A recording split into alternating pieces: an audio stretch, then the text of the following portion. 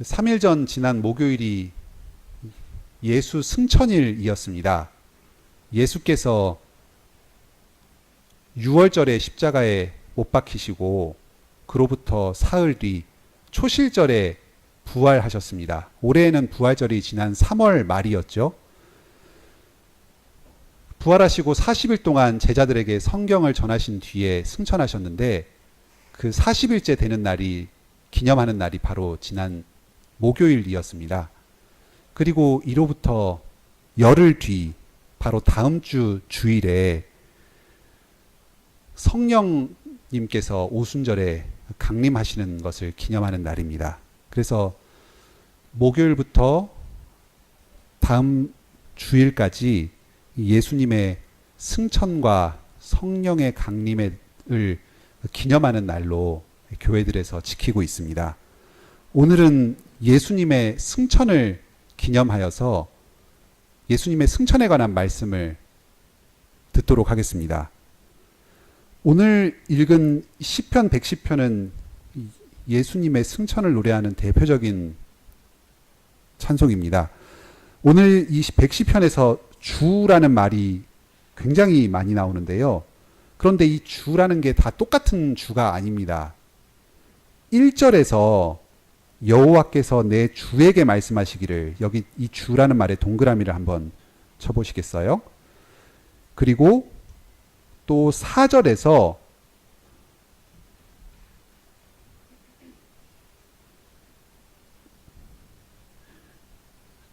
여호와는 맹세하시고 변하지 않으시리라.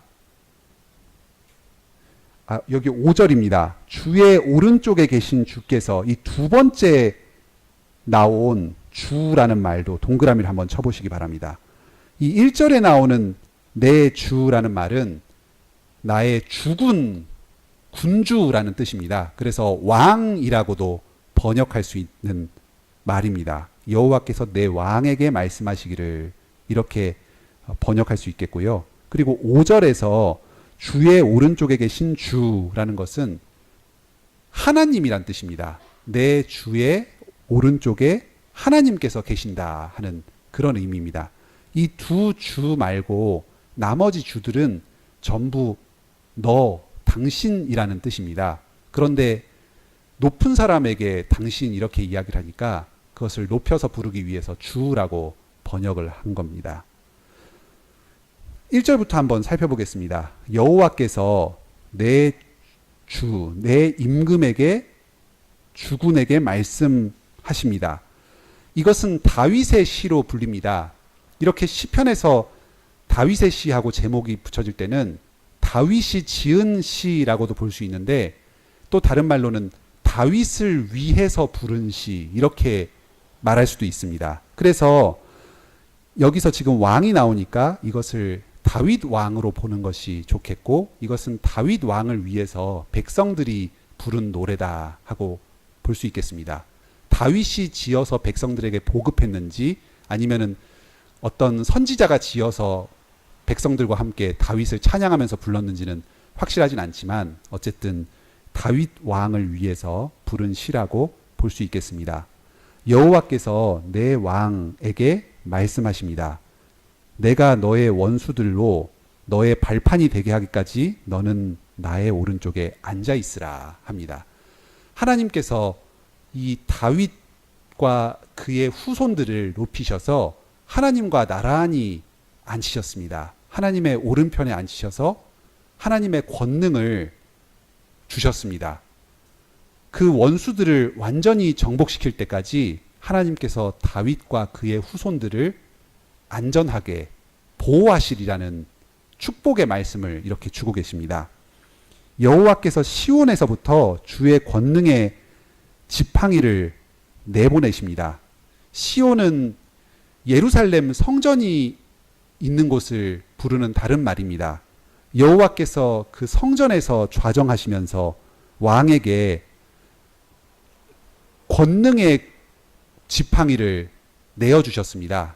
이 왕은 성전에 나와서 하나님께 예배드리는 왕이었습니다. 하나님께서 자기를 높인다고 해서 스스로 높아져 가지고 내가 무슨 자격이 있는 것처럼 함부로 행동하지 않고 겸손하게 하나님 앞에 자기를 낮추어서 예배드리는 왕이었습니다.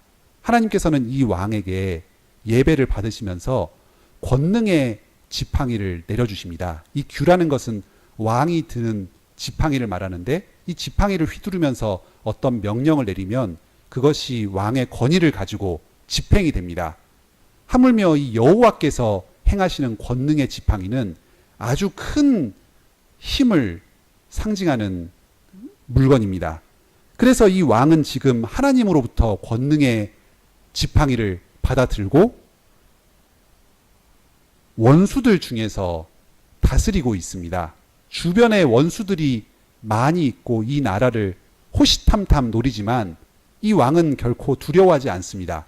하나님의 능력이 이 왕과 함께하고 왕을 지키고 있기 때문입니다. 그래서 이 왕은 오히려 그 원수들을 호령하면서 원수들 위에서 여호와와 함께 여호와를 대신해서 다스리고 있습니다. 주의 권능의 날이 되었습니다. 그 왕이 자신의 권능을 겉으로 드러내는 날, 바로 이 원수들을 정벌을 하는 날이 되었습니다. 그때 주의 백성들이 즐겁게 헌신합니다. 바로 이 백성들은 이 왕의 백성들인데 지금은 전쟁을 하는 시기이기 때문에 군사들로 모여온 것입니다.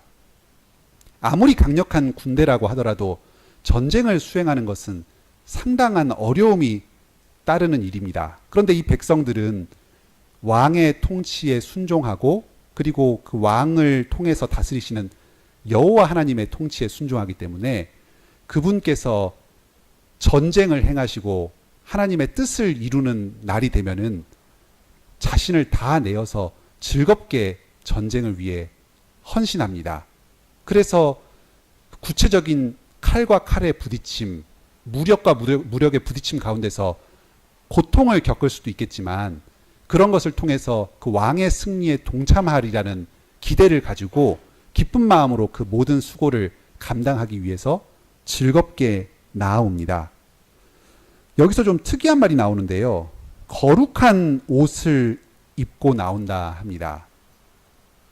전쟁터에 나올 때는 군복을 입고 나와야 되겠는데 거룩한 옷을 입고 나온다 합니다. 이 거룩한 옷은 제사장이 제사를 드릴 때 입는 의복과 같은 것입니다.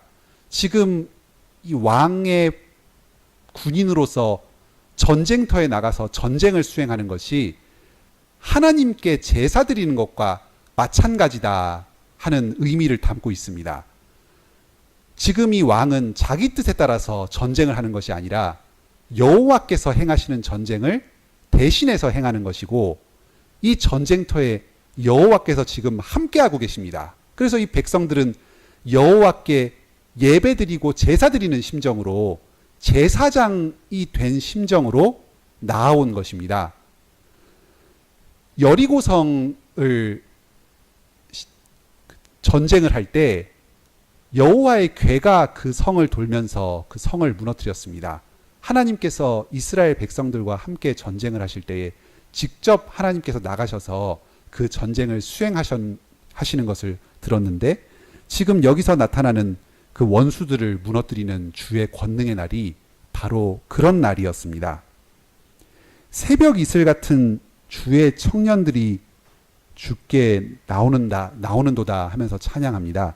이건 우리가 찬송 같은 데서 많이 부르는 그런 가사 중에 일부인데요. 보통 우리가 새벽 이슬 같은 주의 청년들 하면은 뭔가 좀 참신하고 생기 넘치는 그런 청년들, 뭐 이런 정도로 의미를 이해하기 쉽습니다. 그런데 지금 이 시편 110편에서 나오는 이 새벽 이슬 같은 주의 청년들은 전쟁 상황에서 싸우는 군대로서의 주의 청년들입니다. 그런 상황에서 생기발랄한 이미지는 별로 맞지가 않습니다. 이 새벽 이슬 같다 하는 것은 새벽에 이슬이 생길 때에 그 소리도 없이 조용히 이슬이 맺히는데 아주 많은 이슬이 맺힙니다.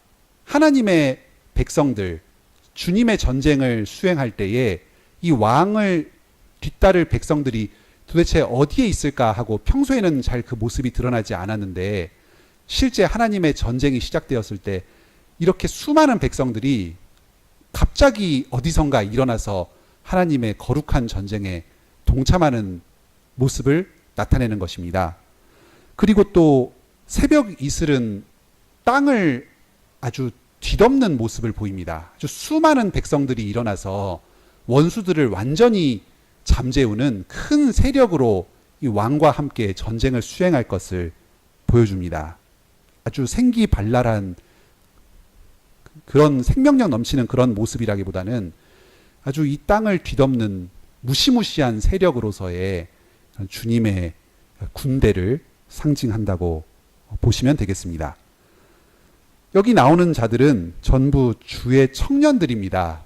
오늘 여기 예배 참석하신 분들은 젊은 분도 계시고 중년, 장년으로 접어드시는 분들도 계시는데 우리가 주님의 뜻에 순종해서 주님께서 행하시는 이 전쟁에 충성되게 임할 때에 기꺼이 자원하는 마음으로 임할 때 우리는 아무리 나이가 많이 들어도 전부 주님의 청년들입니다. 주님께서 우리의 육체가 곤하고 나이가 들었다고 하더라도 우리에게 힘을 주셔서 청년처럼 힘껏 그 전쟁에 임하도록 하실 것입니다.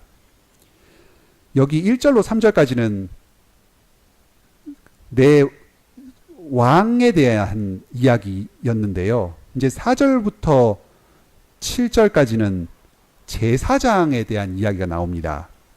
4절에 보면 여호와는 맹세하고 변하지 아니하시리라.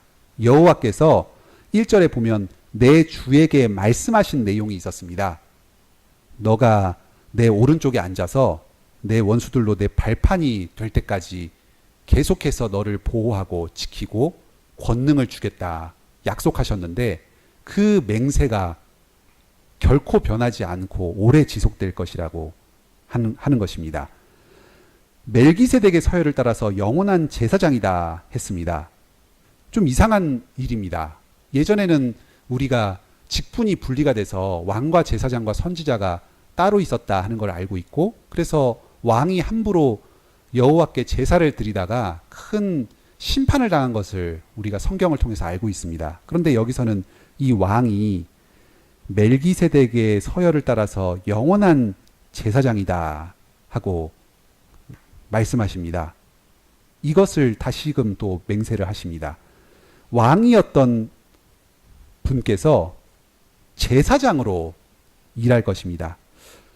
구약의 다윗의 삶을 보면은 그 오베데돔에서 그 언약궤가 들어올 때 이 다윗이 기뻐 춤추면서 맞이하고 제사를 드린 일이 있었습니다. 실제로 왕이 제사를 드린 일들이 또 솔로몬이 성전을 건축할 때 또 그런 일이 있었고 종종 있었습니다. 그런데 이 왕과 제사장이 구분이 되는 것도 사실입니다. 그런데 여기서는 멜기세덱의 서열을 따라서 영원한 왕이면서 제사장이 된다고 하십니다. 창세기의 멜기세덱을 보면 살렘 왕이고 또 제사장으로서 왕과 제사장 직분을 겸비한 사람으로 나옵니다. 이 레위의 반차와 구별되는 지금 이 다윗 왕의 그 계보에서 왕이면서 동시에 선지자인 분이 나올 것이라고 합니다. 우리는 다윗이 바로 여기에 해당되는 분은 아니라는 것을 알고 있습니다. 장래에 오실 어떤 왕이면서 선지자이신 분을 다윗을 통해서 또 예언한 내용이라고 생각할 수 있습니다. 이 다윗이면서 동시에 다시 오실 그분께서 바로 그분의 오른쪽에 하나님께서 그와 함께 하십니다. 아까 1절에서는 여호와의 우편에 왕이 있을 것이라 했는데 여기 5절에서는 왕의 오른편에 여호와께서 계신다 합니다. 왕과 여호와가 누가 누군지 모르게 지금 뒤섞여 있습니다. 새로 오실 분이 여호와이신 왕이라는 것을 여기서 암시하기도 하고 또 왕과 여호와가 아주 긴밀한 친밀한 관계를 맺고서 서로가 자리를 바꿔 앉을 정도로 아주 그렇게 친밀하고 존귀한 그런 왕이라는 것을 또 보여주기도 합니다. 이분께서 그 여호와께서 노하시는 날에는 모든 왕들을 원수된 왕들을 쳐서 깨뜨리실 것입니다. 모든 나라들을 심판해서 그곳에 시체로 가득하게 하실 것입니다. 그런데 이 전쟁은 여호와께서 직접 수행하시면서 또 동시에 그 왕이 여호와를 대신해서 수행할 것입니다. 이 문 나라를 심판해서 시체로 가득하게 하는 일을 그 왕이 담당할 것입니다. 여러 나라의 머리를 시체로 쓰러져 있는 그 나라들을 다시 한번 머리를 깨뜨려 가지고 철저하게 괴멸시키는 일을 이 왕이 할 것입니다. 그리고 목이 마릅니다. 그래서 길가의 시냇물을 한 모금 마시고 힘을 얻어서 그의 머리를 들어서 주위를 둘러보면 온통 시체밖에 남지 않았고 이 왕의 권능만이 모든 세상에서 아주 우뚝하게 될 것입니다. 이 길가의 시냇물을 마신다, 전쟁 가운데 시냇물을 마신다 하는 것은 우리가 얼마 전에 배웠던 그 삼손의 이야기를 생각나게 합니다. 나귀 턱뼈로 1000명의 블레셋 사람들을 죽이고 목이 탔을 때 하나님께 물을 구했을 때 하나님께서 그 물을 적시는 이런 것을 생각하게 합니다. 하나님께서 이 왕에게 계속해서 힘을 주셔서 자신의 전쟁을 다 싸우고 모든 원수들을 철저히 멸망시키도록 하실 것입니다. 이 왕은 여호와와 함께 있는 왕이고 여호와께서 권능을 보내셔서 여호와의 일을 대신하게 하는 왕이고 또 여호와께서 계속해서 힘주시는 왕이고 마치 여호와와 같은 왕 그리고 또한 제사장인 사람입니다. 신약 성경에서는 이 시편 110편을 여러 군데에서 인용해서 그리스도께서 바로 여기 이 110편에서 말하는 그 왕이신 제사장이다 하고 가르쳐 줍니다. 다윗을 향해서 백성들이 이 노래를 불렀지만 이 노래의 내용은 다윗에게서는 이루어지지 않은 것을 봅니다. 그리스도에게서 완전히 이루어졌습니다. 신약 성경 몇 구절을 찾아보겠습니다. 먼저 첫 번째로 마태복음 26장 57절로 64절입니다.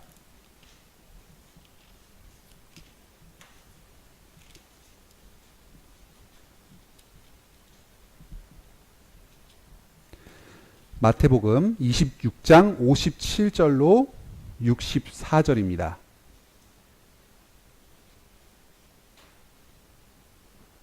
신약성경 47쪽입니다. 제가 읽겠습니다.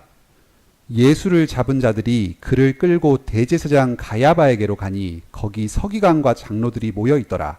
베드로가 멀찍이 예수를 따라 대제사장의 집 뜰에까지 가서 그 결말을 보려고 안에 들어가 하인들과 같이 함께 앉아 있더라.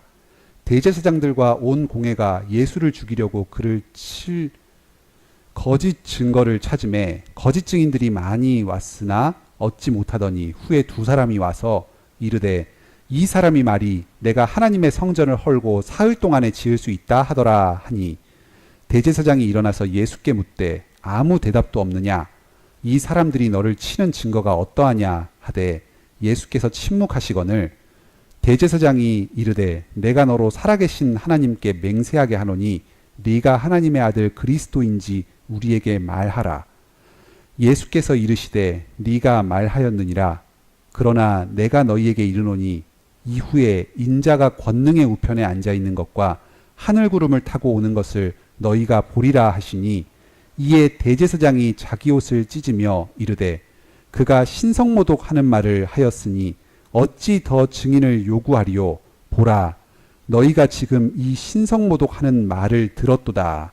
너희 생각은 어떠하냐 대답하여 이르되 그는 사형에 해당하니라 하고 이에 예수의 얼굴에 침뱉으며 주먹으로 치고 어떤 사람은 손바닥으로 때리며 이르되 그리스도야 우리에게 선지자 노릇을 하라.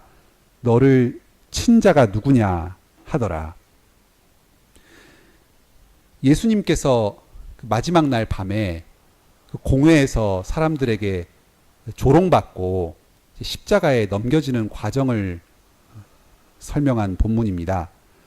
여기서 64절에서 이후에 인자가 권능의 우편에 앉아 있는 것과 하는 게 바로 오늘 시편 110편 1절을 인용한 말씀입니다. 지금 예수님께서는 대제사장들과 서기관들에게 둘러싸여서 죽음의 위협을 당하고 있었습니다. 예수님을 죽이려고 증거를 찾고 있었습니다. 예수님께서는 이들은 예수님을 신성 모독죄로 걸어서 십자가에 넘길 계획을 짰습니다. 그래서 예수님에게 네가 하나님의 아들이고 그리스도이냐 하고 물었습니다. 네가 말하였느니라. 예수님께서 그들의 뜻대로 대답하셨습니다. 그리고 한마디 더 붙이셨습니다. 인자가 권능의 우편에 앉아 있는 것과 하늘 구름을 타고 오는 것을 너희가 보리라.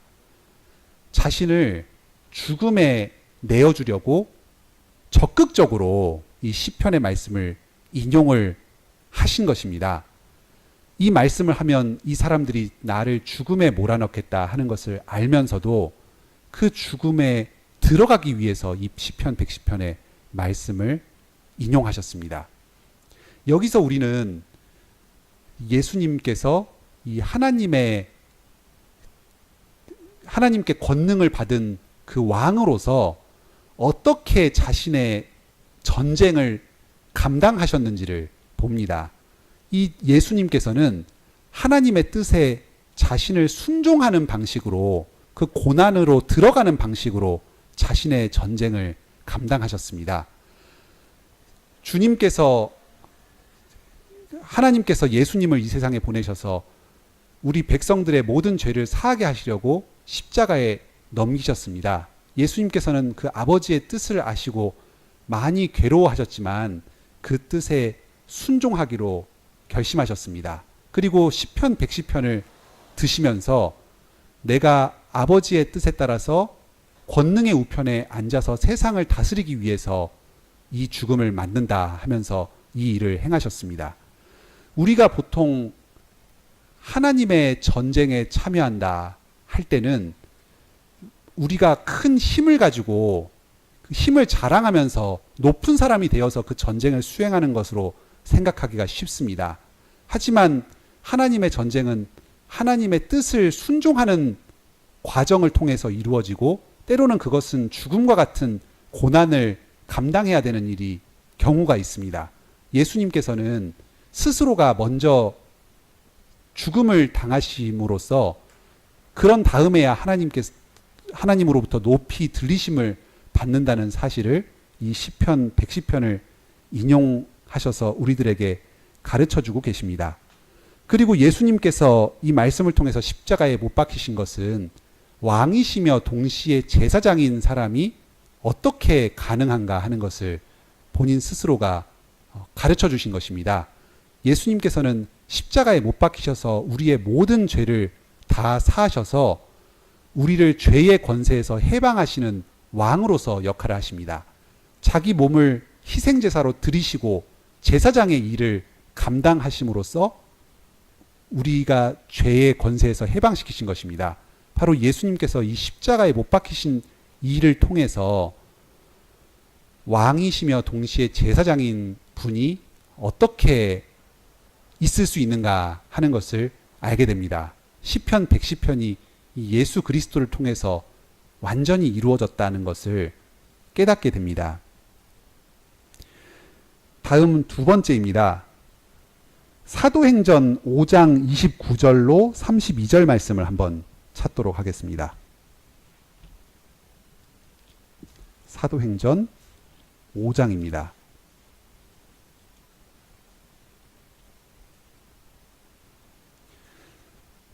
(194쪽입니다) 사도행전 5장 29절로 32절입니다.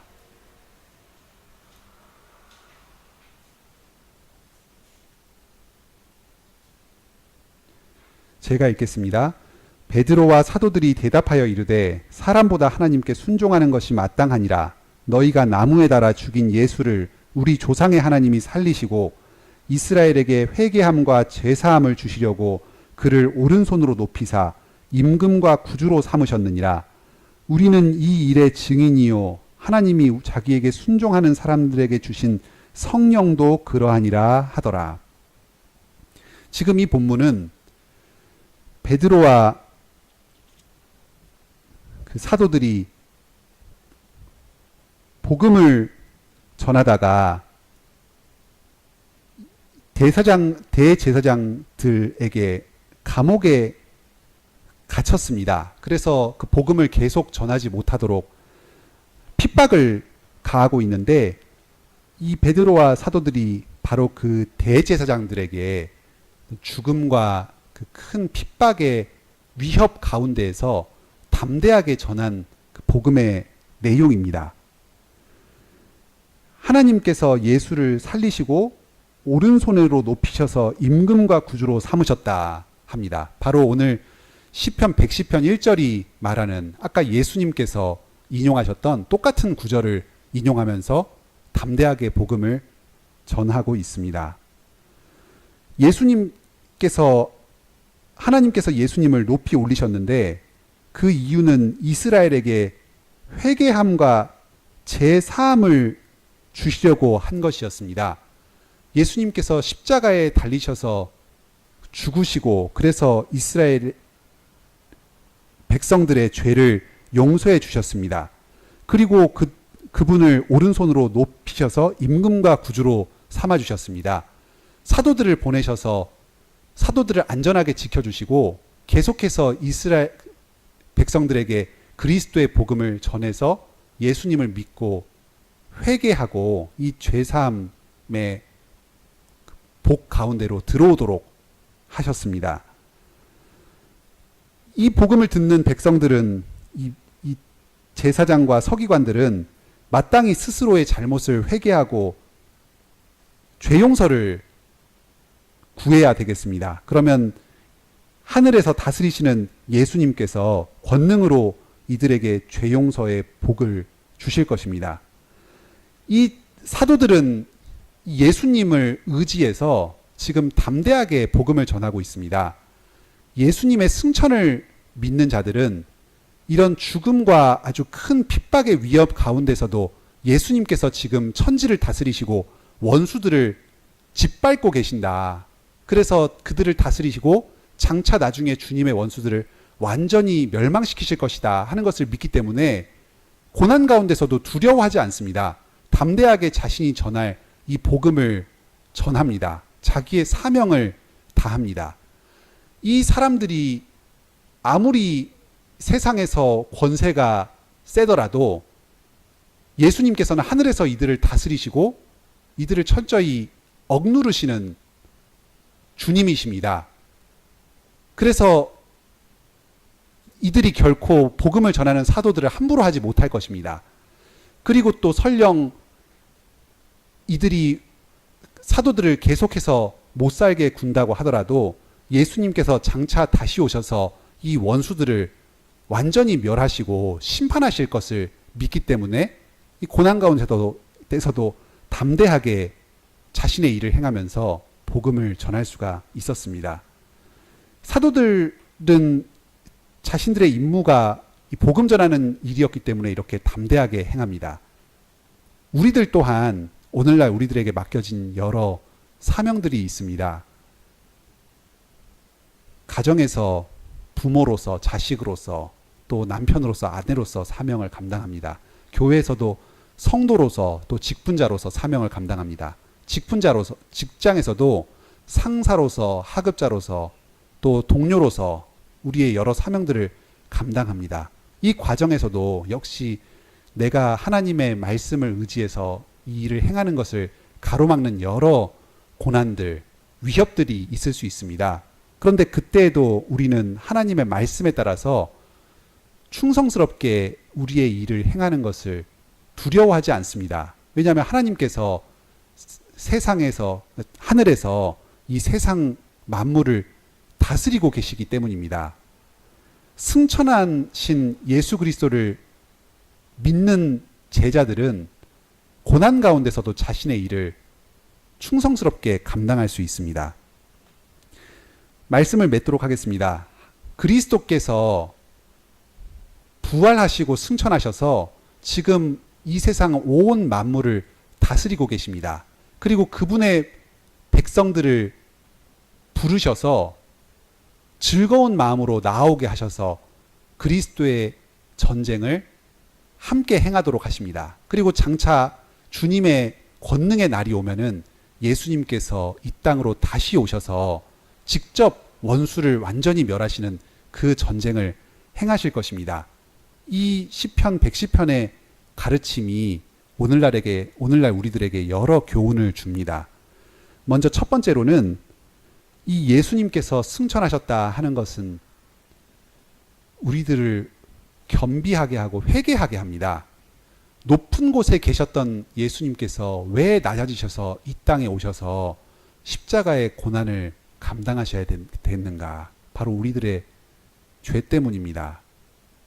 누가 예수님을 핍박하고 부인했는가? 바로 우리들 때문입니다. 바로 우리들의 죄 때문에 예수님께서 하늘에 계시다가 이 땅에 내려오셔서 죽음 가운데로 들어가셨고 또 이 땅에서 고난을 당하신 것입니다. 우리는 예수님의 승천을 보면서 예수님께서 이 땅으로 우리를 위해 낮아지신 것을 생각하게 되고 그래서 주님 앞에 우리의 죄를 회개하면서 더욱 겸손하게 주님만을 의지하게 됩니다. 또 두 번째로 주님의 승천을 마음에 새기고 사는 사람은 어떤 고난 가운데서도 담대하게 자신의 할 일을 행하면서 삽니다. 주님의 말씀에 순종하면서 삽니다. 새벽 이슬 같은 주의 백성들이 나와서 주님의 전쟁에 동참합니다. 그 주님의 전쟁에서 가장 중요한 것은 하나님의 말씀에 순종하는 것이었습니다. 기꺼이 순종하는 것을 통해서 주님의 전쟁이 이루어집니다. 하나님께서 우리가 하나님의 말씀에 순종할 때 하나님께서 우리를 지키시고 그리고 결국은 그 전쟁을 승리로 이끌어 주실 것이라는 그 믿음과 확신이 있기 때문에 고난 가운데서도 낙관하고 기뻐하면서 담대하게 주님의 말씀에 순종할 수가 있습니다. 그리고 마지막으로 그리스도의 승천을 믿는 사람은 주님께서 이 땅 가운데 다시 오셔서 모든 악을 멸하시고 하나님의 나라를 완전하게 이루어 주실 것을 소망하며 삽니다. 우리가 주님의 말씀을 순종하고 살 때에 주님께서 이 땅에서 우리에게 힘을 주셔서 계속해서 주님의 전쟁을 행하도록 하시지만 그것은 불완전한 것입니다. 이 땅엔 여전히 고난이 남아있을 것이고 주님의 원수들이 세력을 떨치면서 우리를 공격할 것입니다. 우리는 여전히 우리를 공격하는 그 원수들 가운데 둘러싸여 있을 것이고 여전히 우리 주변에는 그 해결되지 않은 문제들이 남아있을 것입니다. 그래서 우리는 우리를 핍박하는 그 원수들에게서 고난 당하면서 계속해서 주님께 부르짖습니다. 주님께서 어서 오셔서 이 원수들을 다 멸하시고 하나님의 나라를 완전하게 이루실 것을 소망합니다. 왕이시며 제사장이신 분께서 모든 원수들을 멸하시고 백성들과 함께 하나님께 예배드리며 하나님을 섬기며 세상을 다스리는 이 일이 어서 빨리 이루어지기를 구합니다. 그리고 우리의 원수들에게 악을 악으로 갚지 않고 인내하면서 사랑으로 복음을 전하면서 그들을 용납해 줄 수 있는 마음을 갖게 됩니다. 예수께서 부활 승천하신 이 날을 기념하면서 여러분 모두가 이 그리스도의 승천과 지금도 이 땅에서 하늘에서 이 땅 만물을 다스리고 계신다는 사실을 굳게 믿고서 이 말씀이 주시는 복들을 풍성히 누리시기를 바랍니다. 시편 110편 찬송